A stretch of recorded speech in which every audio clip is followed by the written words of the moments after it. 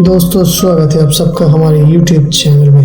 दोस्तों, कभी serial killer के बारे में सुना तो होगा या कोई मूवी में देखा तो होगा कि सीरियल किलर लोगों को एक एक करके मार रहा होता है। मूवी में जो सीरियल किलर दिखाया जाता है वो बहुत ही स्मार्ट होते हैं। क्या रियल में भी ऐसा ही कोई सीरियल किलर होता है जो कि इतना ही स्मार्ट हो, जो कभी पकड़ ही ना जा सके?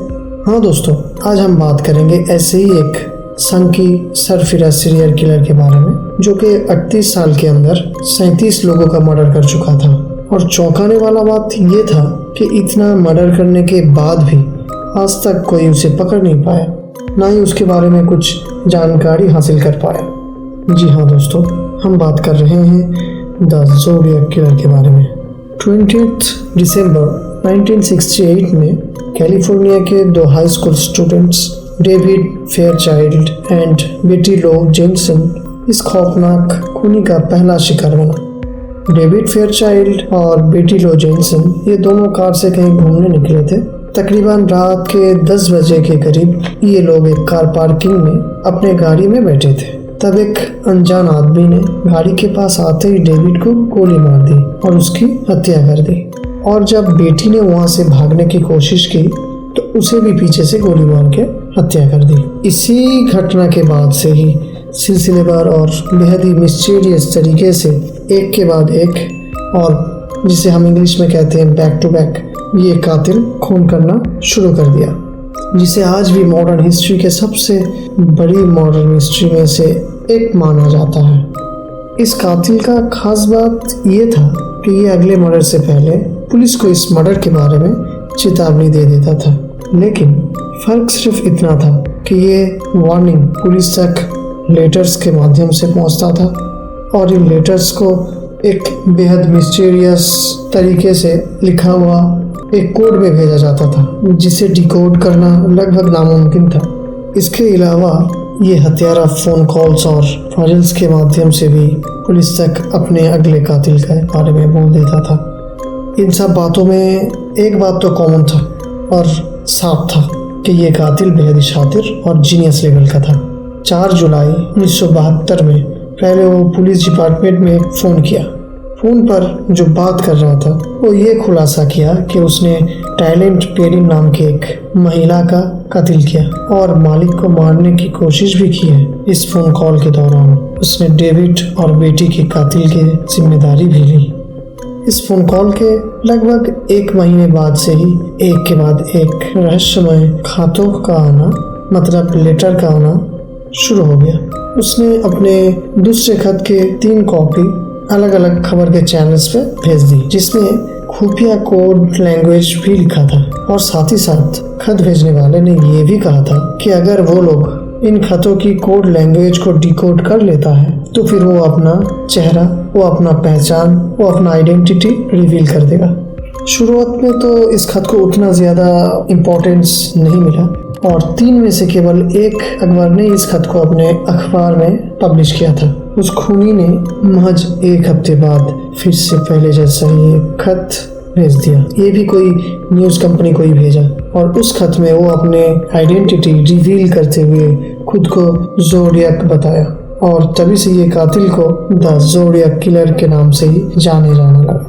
इस तीसरे खत को हाई स्कूल टीचर्स ने सफलतापूर्वक डिकोड कर लिया। इस रिकॉर्डेड मैसेज में ज़ोडिएक किलर ने अगले शिकार के बारे में कुछ बताया तो नहीं था, लेकिन ये मैसेज से उस संकी हत्यारे की जो मानसिक हालत था वो सबको समझ में आ रहा था, क्योंकि इस खत में जो लिखा था ये चौंकाने वाला बात था। इसमें लिखा गया था कि हर खून के बदले उसे स्वर्ग में जाने पर सेवक मिलेगा और सेविकाएं मिलेगी, और मरने के बाद भी उसे सेवक और सेविका दोनों ही मिलेगी। और चूंकि वो मरने के बाद भी बहुत सारा सेविक और सेविका चाहता है, इसीलिए वो ये सब हत्या करता है। वैसे तो पुलिस रिकॉर्ड के मुताबिक ज़ोडिएक ने 5 हत्या की थी, लेकिन ज़ोडिएक किलर का एक विचित्र खत कुछ और ही माया कर रहा था, क्योंकि किलर ने एक खत में लिखा था कि मैं = 37, सैन फ्रांसिस्को पुलिस डिपार्टमेंट = 0। इस खत से साफ जाहिर था कि इस खूंखार हत्यारे ने इन हत्या को खेल बना दिया था, और ये जो सब कर रहा था वो खेल जैसा ही था। और ये भी साफ था सैन फ्रांसिस्को पुलिस की नाकामयाबी दिख रहा था। इस खत के एक इम्पोर्टेंट बात ये भी थी कि इस खत को लिखने के लिए जोडियक ने किसी तरह की कागज का कोई इस्तेमाल नहीं किया था, क्योंकि उसने विक्टिम का शर्ट के टुकड़े से ये खत लिखा था। इसके एक महीने बाद एक और कपल को यह संघ की हत्यारे ने अपना शिकार बनाया और इस बार बंदूक के बजाय चाकू से गोंद कर इस कपल की हत्या कर दी गई थी। इन हत्या के साथ दुनिया के खतों का ये सिलसिला भी चलता रहा। अपने कुछ अंतिम खतों में उसने स्कूल और स्कूल के बस को बम से उड़ाने की भी धमकी दी थी, लेकिन 8 जुलाई 1974 में अचानक इन खतों का आना एकदम से बंद हो गया। पुलिस ने लगभग 2000 लोगों को शक के बिना पर गिरफ्तार किया था, लेकिन असली जोडियक किलर तक कभी नहीं पहुंच पाए।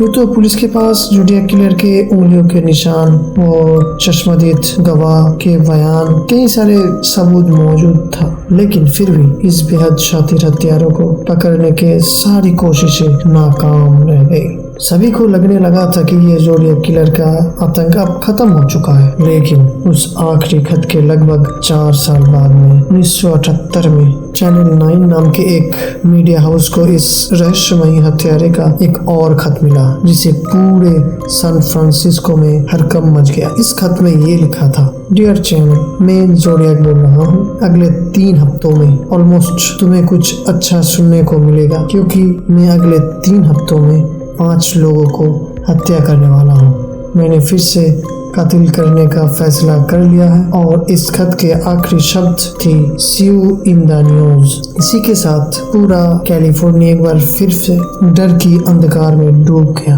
क्योंकि वहाँ के लोगों को ये लग रहा था ये सोया हुआ किलर एक बार फिर से वहाँ पहुँच गया है। इस धमाके वाले खत के बावजूद San Francisco police Zodiac killer का कोई सुराग नहीं ढूंढ पाया, और पुलिस ने खुद ये माना था कि ये जो किलर है ये बहुत ही जीनियस लेवल का है, और ऐसे शातिर दिमाग जीनियस लेवल का किलर को पकड़ना लगभग नामुमकिन था। लेकिन आपको क्या लगता है, क्या जोडियक किलर को कुछ मानसिक बीमारी थी? क्या उसे कोई स्प्लिट पर्सनालिटी का दोष था, या फिर कोई सरफिरा खूनी था वो? अगर आपको आज का हमारा ये वीडियो पसंद आया है तो ज़रूर लाइक कीजिए और कमेंट पे हमें बोलिए कि हमें कहाँ इम्प्रूव करना है, तो हम करेंगे। और हमारे साथ जुड़े रहने के लिए हमारे चैनल को सब्सक्राइब करें। हमारे चैनल से रिलेटेड सारे अपडेट्स हमारे फेसबुक पेज में भी दिया जाता है, इसीलिए आप हमारा फेसबुक पेज का लाइक करना भी ना भूलिए।